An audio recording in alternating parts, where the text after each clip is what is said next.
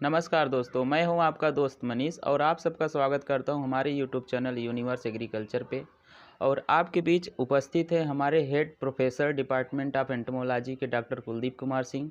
आज आप सबको बताएंगे रबी सीजन में लगने वाले जितने भी इंसेक्ट पेस्ट हैं तो उनको किसान लोग बिना पेस्टिसाइड यूज करे कैसे मतलब पैदा करें जिससे जिससे केमिकल मुक्त उपज हो और जो रोग होते हैं उत्पन्न होते हैं वो कम से कम हो। बताइए सर। हाँ, बहुत बहुत धन्यवाद मनीष जी, आपने सवाल बहुत बढ़िया किया है। जैसा कि आप जानते हैं, पूरी दुनिया में जितनी भी कैंसर या स्किन कैंसर या लीवर कैंसर या एलिमेंट्री कैनाल के कैंसर, ईसोफेगस से लेकर के एनस तक के जितने कैंसर होते हैं उसमें 80% से ज़्यादा, रिपोर्ट के अनुसार तो 90% से ज़्यादा केवल पेस्टिसाइड की वजह से होते हैं। क्योंकि इन पेस्टिसाइड्स को हमारी बॉडी पचा नहीं पाती, हमारी बॉडी में कोई भी मेटाबॉलिज्म इस प्रोसेस ऐसा नहीं होता है जो इन पेस्टिसाइड्स को पचा सकें। और हम लगातार इन पेस्टिसाइड्स को ले रहे हैं और हमारे किसान भाई लगातार पेस्टिसाइड्स को फसलों में डाल करके अपनी फसल को सुरक्षित करने की कोशिश करते हैं, जिस वजह से उसका जो कंज्यूमर होता है, उपभोक्ता होता है, वो किसान के घर का भी हो सकता है, वो जो है किसान के परिवार का भी हो सकता है, किसान के गांव का हो सकता है, किसान के रिश्तेदार हो सकता है, या कोई भी अपने देश का देशवासी तो हो ही सकता है, क्योंकि कंज्यूमर जो भी प्रोडक्ट लेंगे वो किसान ही उनको देते हैं। और ये जहर मिश्रित भोज्य पदार्थ हम कर रहे हैं, इसकी वजह से हमारे शरीर पर बहुत दुष्प्रभाव हो रहा है। बहुत सारे उदाहरण आपको देखने को मिलेंगे। हमारे एक मित्र थे बचाऊ पटेल जी, हमने आपको बताया था कई बार कि उन्होंने 14 लाख रुपए अपने कैंसर की बीमारी पर इलाज पर खर्चा किया और अंत में उनकी डेथ हो गई। कैंसर का रिजल्ट भी आप जान रहे हैं, बचना थोड़ा मुश्किल होता है या उसमें बचाने की संभावना बहुत कम होती है। तो आप ऐसे जहर जो हम फसलों में डाल रहे हैं उनकी आवश्यकता पहले देखें, कितनी आवश्यकता है। कई बार किसान भाई कीड़े को एक भी कीड़ा देखे और उस पर तुरंत उन्होंने पेस्टिसाइड डालना शुरू कर दिया। पेस्टिसाइड डालने के पहले हमको इकोनॉमिक इंजरी लेवल का एक कॉन्सेप्ट होता है, उसमें देखना चाहिए कि जैसे आप इकोनॉमिक इंजरी लेवल किसान भाई अगर नहीं जानते हैं तो कृष्ण और शिशुपाल की कहानी तो जानते ही होंगे। शिशुपाल को कृष्ण ने कहा था कि तुम्हारी 100 गालियाँ माफ़ करूँगा, इसके बाद तुमको मार दूंगा। तो वैसे ही किसान भाई भी अपनी फसलों में कीड़ों की एक निश्चित संख्या तक अवॉइड करें, उसके बाद ये देखें उनके पास सुरक्षित तरीका क्या है। रबी की फसलों में जो कीट लगते हैं उसके में मैक्सिमम कीट जो होते हैं वो लाइट ट्रैप से, प्रकाश प्रपंच लगाने से आप उनको कंट्रोल कर सकते हैं। जैसे सरसों में सिंपल माहू हर साल लगता है, माहू को मारने के लिए किसान इतना ज़्यादा रसायन डालता है जिसका कोई हद नहीं। सरसों के माहू को मारने के लिए, सरसों की माहू केवल सरसों में ही नहीं लगती है, उसको बहुत सारी फसलों में लगती है माहू। ये उनको मारने के लिए केवल पानी को स्प्रे कर दें, पानी में हल्दी डाल के स्प्रे कर दें, अदरक डाल के स्प्रे कर दें, तो हम इसको अपनी फसल को बचा सकते हैं। और हल्दी का कोई दुष्प्रभाव हमारी शरीर पर नहीं पड़ेगा, न ही डोमेस्टिक लाइफ पर पड़ेगा, न वाइल्ड लाइफ पर पड़ेगा, न ही किसी भी प्रकार का प्रदूषण, चाहे वो मृदा प्रदूषण हो, चाहे वो जल प्रदूषण हो, चाहे वायु प्रदूषण हो, किसी भी प्रकार का कोई प्रदूषण नहीं होता है।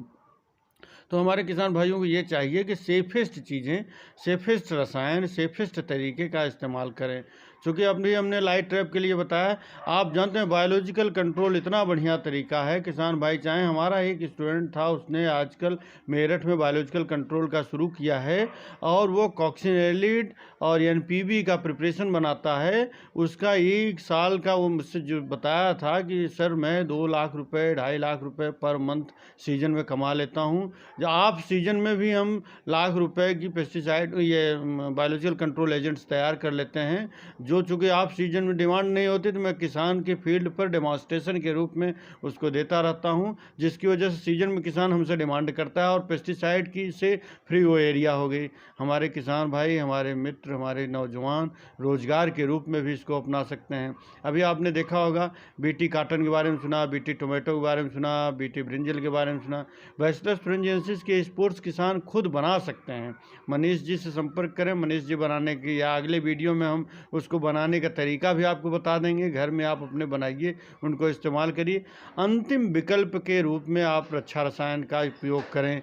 रक्षा रसायन उपयोग करते समय एक बहुत ज़रूरी बात आपको बताऊं जो रक्षा रसायन के कंटेनर पर एक लीफलेट चिपका हुआ रहता है, लिखा हुआ रहता है, उस पर आप देखेंगे तो एक चौकोर संरचना बनी रहती है, जिसमें नीचे के त्रिभुज पे या तो लाल रंग होता है, या पीला रंग होता है, या नीला रंग होता है, या हरा रंग होता है।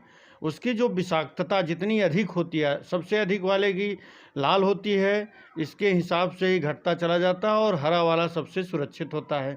तो किसान भाई सबसे पहले कोशिश करें कि हरे चिन्ह वाला अगर मिलता है तो उसको इस्तेमाल करें, हरा वाला नहीं मिलता है तो नीला वाला इस्तेमाल करें, नीला वाला नहीं मिलता है तो पीला वाला इस्तेमाल करें, और जब कोई विकल्प न रहे तब वो जो लाल रंग से रंगा हुआ है, लक्षण दिया है, दिखा गया है चित्र में, तो उसको इस्तेमाल करें। लेकिन अगर आप शुरू करेंगे तो आपकी फसल अपने से ही बच जाएगी इतना। और पहली बात ये ध्यान रखें किसान भाई, किसी भी फसल को बोने के पहले यह प्लान कर लें कि उसमें क्या रेजिस्टेंस वैरायटियाँ मार्केट में उपलब्ध हैं, रेजिस्टेंट नहीं है तो टॉलरेंट हैं, टॉलरेंट नहीं है तो ये देखें किन में कम इन्फेस्टेशन होता है। बहुत सारी फसलों के फसल चक्र अपना करके हम बहुत सारे कीड़ों से अपनी फसल को बचा सकते हैं, लेकिन किसान भाई ये सब बातें ध्यान रखते नहीं हैं। कई बार कुछ उतावलेपन में या किसी बगल वाले किसान की देखा देखी में ऐसी गलतियां कर बैठते हैं।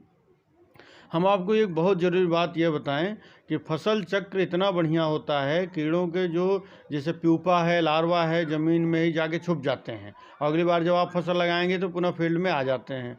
तो हमने अगली बार जैसे इस बार ब्रिंजल लगाया, अगली बार हम कैबेज लगा देंगे, गोभी की फसलें ले लेंगे, तो वो कीड़े ब्रिंजल जो बैगन वाला कीड़ा था तो गोभी में नुकसान कर नहीं पाएगा, तो अपने आप स्वतः वो मर जाता है। तो इस तरह से हमको ये सब बातें ध्यान में रखना चाहिए। और किसान भाई हमेशा ध्यान रखें कि जो उत्पाद है वो खाने के लिए है, और खाने में जहर कितनी बुरी बात है। और हमारे यहाँ के वैसे भी अन्नदाता कहा जाता है किसान को, अन्नदाता ही रहें, अन्न का दान करते रहें, और उसमें जहर मिश्रित न होने पाए, चूँकि वह उनको मुझे भी आशा खाना है कि किसान भाई अब कम से कम पेस्टिसाइड इंसेक्टिसाइड का यूज करेंगे और केमिकल मुक्त जो उत्पादन है उसका करेंगे, जिससे जितने होने वाले रोग हैं वो कम से कम हो। तो इसी के साथ मैं वीडियो समाप्त करता हूँ। धन्यवाद, और इसका लाइक शेयर सब्सक्राइब ज़रूर करें।